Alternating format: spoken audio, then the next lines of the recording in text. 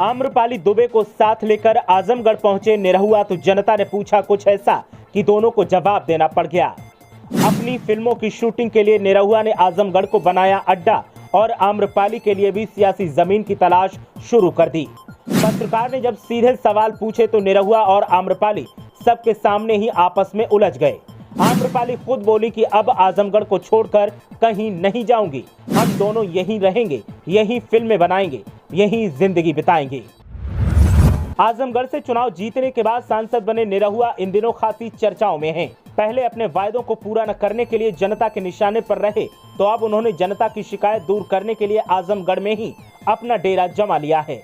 खास बात यह है कि आम्रपाली दुबे भी उनके साथ हैं और जब लोगों ने सवाल पूछा तो उन्हें जवाब भी देना पड़ा। दरअसल निरहुआ और आम्रपाली दोनों ही मिलकर अब आजमगढ़ में रहने की बात कर रहे हैं।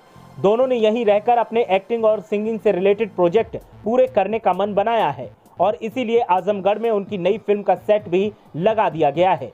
जब दोनों शूटिंग के लिए पहुंचे तो उन्हें देखने के लिए भीड़ तो जुटी ही, साथ ही कईयों ने ये सवाल भी दाग दिया कि सांसद महोदय यहाँ पिक्चर बनाने ही आए हैं या आजमगढ़ की जनता का दुख दर्द सुनने का भी समय उनके पास है।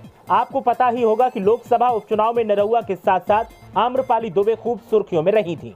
अब जब वे फिर से आम्रपाली दुबे आजमगढ़ पहुंची तो एक नया ही धमाका कर दिया। उन्होंने कहा कि मैंने आजमगढ़ वालों से कहा था कि मैं छोड़कर नहीं जाऊंगी और इसीलिए अब यहीं रहने आ गई हूं। उनका दावा है कि वे आजमगढ़ में रहकर ही 30 फिल्मों का प्रोजेक्ट पूरा करेंगी।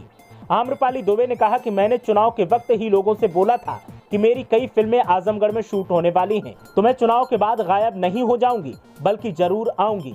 आम्रपाली दुबे ने कहा कि 30 फिल्मों की शूटिंग होने वाली है।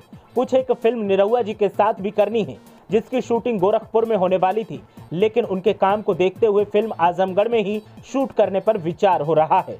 आम्रपाली दुबे अपनी बातें कह रही थी कि निरहुआ बीच में आ गए और दोनों के बीच तकरार भी हो गई।